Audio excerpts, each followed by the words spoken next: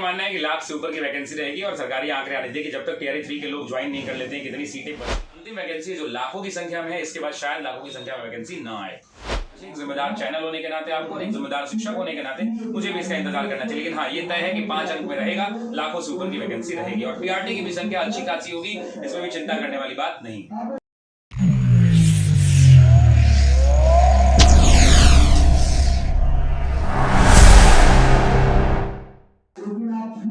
देखिए, टीआरई 4 को लेकर एक लंबा प्रश्न चल रहा है कि कितना सीट आने जा रहा है, क्या डोमिसाइल लागू होने जा रहा है या नहीं होने जा रहा है, या फिर कहां के लोग, क्या पाकिस्तान वाले भी आवेदन करेंगे या नहीं करेंगे। तमाम मुद्दे को हमारे साथ आज बात करने के लिए द ऑफिसर्स एकेडमी के डायरेक्टर फाउंडर शशि शरण सर मौजूद है। आज हम इन तमाम मुद्दे के ऊपर टीआरई 4 का जितना भी आपके बीच जो कंफ्यूजन वो सारा कंफ्यूजन दूर हो जाएगा, क्योंकि टीआरई 4 में सबसे बड़ा एक प्रश्न है डोमिसाइल और कितना सीट है। सबसे पहले तो सर बहुत शुक्रिया, बहुत धन्यवाद।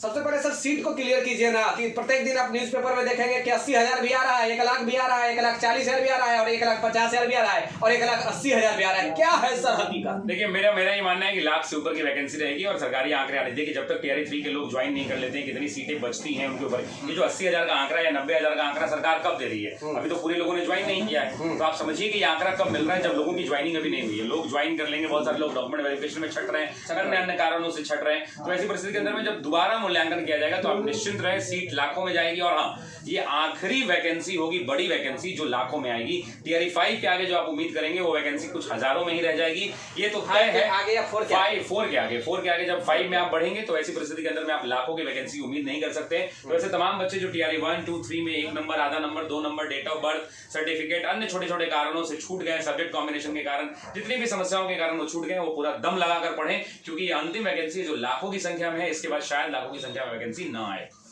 कितना ये तो बताइए नहीं किए सर। 1 लाख से ऊपर रहेगा, इंतजार करिए। सरकार तो हमारी है नहीं, हम तो सरकार में है नहीं, लेकिन इतना कंफर्म कर सकते हैं कि 1 लाख से ऊपर की वैकेंसी होगी। अलग अलग समाचार पत्रों में अलग अलग बातें कही जा रही है, लेकिन जब तक आधिकारिक सूचना नहीं आ जाती तब तक हम लोगों को इंतजार करना चाहिए। जिम्मेदार चैनल होने के नाते आपको, एक जिम्मेदार शिक्षक होने के नाते मुझे भी इसका इंतजार करना चाहिए। लेकिन हाँ, ये तय है कि 5 अंक में रहेगा, लाखों से ऊपर की वैकेंसी रहेगी और पीआरटी की भी संख्या अच्छी खासी होगी, इसमें भी चिंता करने वाली बात नहीं।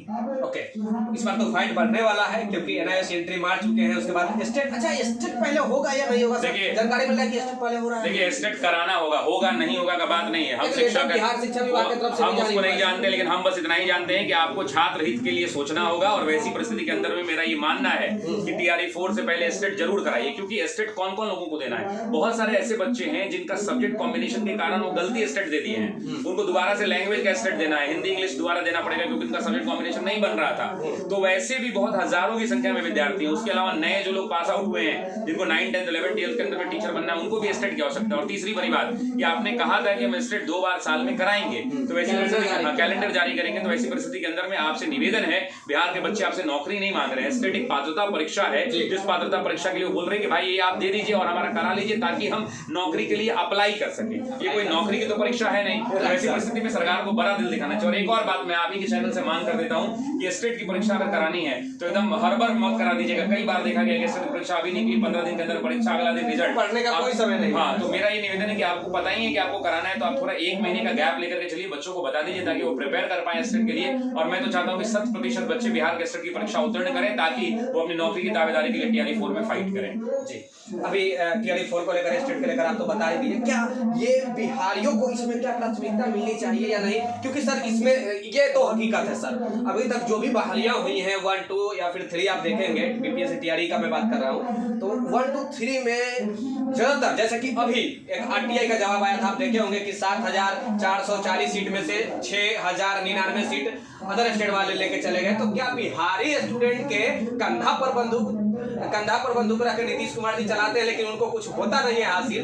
क्या लग रहा है कि इस बार भी टीआरई 4 बिहारियों के से छूटने जा रहा है? देखिए, मेरा ये मानना है कि जो राज्य अन्य राज्यों के लिए, जैसे मान लीजिए कि जो राज्य हमारे बच्चों के साथ जो व्यवहार कर रहा है वो राज्य उनके साथ भी बिहार में उस तरह का होना चाहिए। मान लीजिए कि कोई राज्य है, कोई एक राज्य, मुझे नहीं एग्जैक्टली जानकारी, मान लीजिए कि महाराष्ट्र है, महाराष्ट्र अगर कहता है कि हम बिहार के अन्य राज्यों, मान लेते थोड़ी देर के लिए कि महाराष्ट्र एक राज्य जो कहता है कि भाई हम आपके 10% आपके बच्चों को अप्लाई करेंगे, तो आप भी नियम बना दीजिए भाई कि अब जब वो अपना बड़ा दिल नहीं दिखा रहा है तो हम अपना दिल इतना बड़ा काहे रखेंगे? सवाल ये बात है। और ये बिहार के बच्चे, मान लीजिए कि कोई भी माँ बाप क्या चाहता है कि उसकी परिसंपत्ति और उसकी संपत्ति ऊपर उनके बच्चों का हक होना चाहिए, यही चाहता है। आपके पिताजी क्या चाहते हैं कि उनकी जितनी संपत्तियां हैं या जो भी परिसंपत्तियां उन पर किसका हक हो? आपका हक हो। मेरे पिताजी यही चाहते हैं। तो मेरा ये कहना है कि ठीक है, आपके अगर संवैधानिक प्रावधान बीच में आ रहे हैं तो संशोधनों का भी अगर वक्तव्य है तो उस पर विचार किया जाए। और दूसरा कि जिन राज्यों में हमारे बिहार के बच्चों के साथ ये बात को कौन सुनिश्चित करेगा कि कल को अगर झारखंड में वैकेंसी आ रही है, जब भी आने वाली है झारखंड के अंदर में, तो उस वैकेंसी के अंदर में कौन इस बात को सुनिश्चित करेगा कि बिहार के सभी बच्चे अप्लाई कर पाए? क्या उस समय हमारे लोग ये बच्चों को अप्लाई करने का मौका दिया जाए? क्योंकि झारखंड वालों को जब पूरा मौका दिया जा रहा है। तो मेरा ये कहना है कि जो राज्य जो है जिस हिसाब से हमारे बिहार के बच्चों को मौका दे रहे हैं उस हिसाब से, कि ये गलत भी है कुछ हद तक और कुछ हद तक सही भी है। अगर मान लीजिए कि हम लोग ये अप्लाई कर देते हैं तो वैसे कंडीशन में बिहार के लोगों को बाहर लोग मना करने लगेंगे।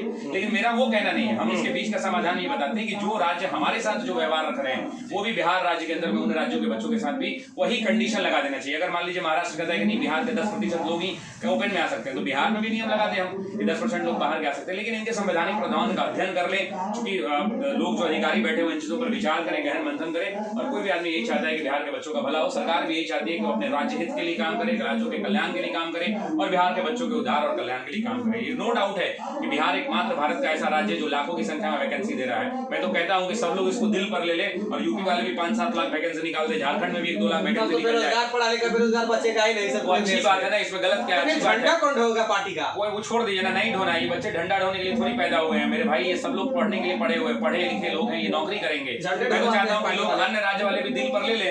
यूपी निकाल दे 7-8 लाख वैकेंसी, बड़ा स्टेट है ना भाई, हमसे दोगुना बड़ा है। हमने 4 लाख दिया, आप 8 लाख दे दीजिए। झारखंड के अंदर में कम से कम आधा में है तो आप 2 लाख आप भी दे दीजिए और दे दीजिए। लेकिन जैसे हमने बड़ा दिल दिखाया है ना हमारे लोगों ने, और कहिए कि बिहार का यहाँ से हम के पढ़ा देंगे सब लड़कन को, जरूरत पड़ा तो फ्री में पढ़ा देंगे, वैकेंसी निकाल के पढ़, जो तुम हो लोग वहां जाके नौकरी करो। तो मेरा ये मानना है कि संवैधानिक प्रावधानों का अध्ययन करते हुए बिहार के बच्चों के कब तक आ रहा है सर? कब तक आने की संभावना है? लेकिन मुझे ऐसा लग रहा है कि मार्च अंत या अप्रैल तक परीक्षा होने की संभावना है। क्योंकि आप ये भी देखिए कि परीक्षा होगी तब तो रिजल्ट आएगा। चुनावी वर्ष है, आप भी जानते हैं कि चुनाव में 3 महीने पहले। सर 1 मिनट, एक तो एसटीटी का बिफोर जो है वैसे ही होगा, स्टेट बिफोर यानी कि एग्जाम से यानी से पहले स्टेट ऊपर से। मैं तो चाहूंगा कि जितना लेट हो, लेकिन आप समझिए कि चुनावी वर्ष है, इलेक्शन है अक्टूबर-नवंबर के अंदर बिहार में इलेक्शन है। मान लेते हैं कि अक्टूबर एंड तक भी 3 महीने पहले चुनाव का वो लग जाता है, आचार संहिता लग जाता है। तो वैसी परिस्थिति के अंदर में जुलाई से पहले सारी चीजों को कर लेना होगा। नियुक्ति पत्र भी आप नहीं बांट सकते आचार संहिता के अंदर में, और नियुक्ति पत्र तो बिहार में बढ़ता है। तो मान लीजिए अगर जुलाई अंत तक में नियुक्ति पत्र बांटना है तो जून तक रिजल्ट निकालना होगा, तो नियुक्ति पत्र बटेगा। जून में कराना है यानी अप्रैल में के अंदर में, अप्रैल में आपको परीक्षा करा लेनी पड़ेगी। एस्टिमेटेड है, मैं तो चाहूंगा कि दिसंबर तक टाइम मिल जाए, लेकिन वो होना है नहीं। तो मैं ऐसा मान चल रहा हूँ कि विद्यार्थी अप्रैल का अपना टारगेट लेके चले, अपनी तैयारी करें और निसंदेह उन्होंने बहुत मेहनत की, हमको सफलता जरूर मिलेगी। चलिए सर, बहुत बहुत धन्यवाद सर TRE 4 को बात करेंगे। और कुछ स्टूडेंटों के लिए कुछ मैसेज आपके तरफ से, क्योंकि आप एक शिक्षक हैं, जाने माने शिक्षक हैं सर। मैसेज बस इतना ही कहना चाहता हूँ कि अभी तक क्या हुआ आपके साथ उसको भूल जाइए। आप अपनी पढ़ाई पर फोकस रखिए, कॉन्सेंट्रेट करिए। आप जिन भी शिक्षकों से पढ़ते हैं, आप जिस भी कोचिंग संस्थानों में पढ़ते हैं, जिन भी शिक्षकों से ऑनलाइन पढ़ते हैं, ऑफलाइन पढ़ते हैं, एक गाँव के अंदर एक बार पूरा कर लेता हूँ, जिस गाँव में भी आप पढ़ते हैं उन गाँव के भी शिक्षक आपको बेहतरीन पढ़ाते हैं। अपने शिक्षकों में आस्था रखिए, मेहनत कीजिए, पढ़ के सेल्फ स्टडी से भी आप रिजल्ट ले सकते हैं। आपको जरूरत नहीं है कि कोचिंग करना ही पड़ेगा। आपने अगर पहले से तैयारी कर रखी है तो आप सेल्फ स्टडी पर फोकस होइए, एनसीईआरटी की किताब को पढ़िए, साथ ही साथ स्टैंडर्ड बुक्स को फॉलो कीजिए, घटना चक्र के क्वेश्चंस लगाइए और अपनी तैयारी को मजबूत कीजिए। इनको सब पता है कि इनको क्या करना है, ये बच्चे कर लेंगे, मुझे इस बात का भरोसा है। सप्लीमेंट्री को लेकर देखेंगे कि कुछ लोग स्ट्राइक में बैठे हुए हैं, कुछ लोग कोर्ट का रुख कर रहे हैं और कुछ लोग इंतजार में हैं कि भाई सप्लीमेंट्री आएगी या नहीं आएगी। विभाग आ चुकी है कि हम नहीं देंगे, तो क्या स्ट्राइक पे बैठना चाहिए ये इस सिचुएशन में? या फिर मानना है कि जैसे लोग कोर्ट जा रहे हैं तो कोर्ट एक रास्ता है जो एक ओपन रास्ता है, और मुझे लगता है कि कोर्ट के रास्ते से फैसले का हम सबको इंतजार कर लेना चाहिए। कोर्ट जो फैसला सुनाएगा वो उचित होगा। लेकिन देखिए बच्चे क्यों बोल रहे हैं, आपने उतनी वैकेंसियां निकाली थी तब तो बोल रहे हैं, क्योंकि सीट भी बहुत सारा खाली रह गया। सरकारी हेयरिंग हमारे नियमावली के अंदर में नहीं है, तो जब देश के संविधान में संशोधन किए जा सकते हैं तो नियमावली पर भी एक बार विचार हो सकता है। और अंततः जो है अंततः हित क्या है? अंततः हित यही है कि छात्रों का भला करना है। सरकार भी यही चाहती है कि हमारे बिहार के युवा जो लोग बच्चे हैं, जो बच्चे हैं उनका भला करें।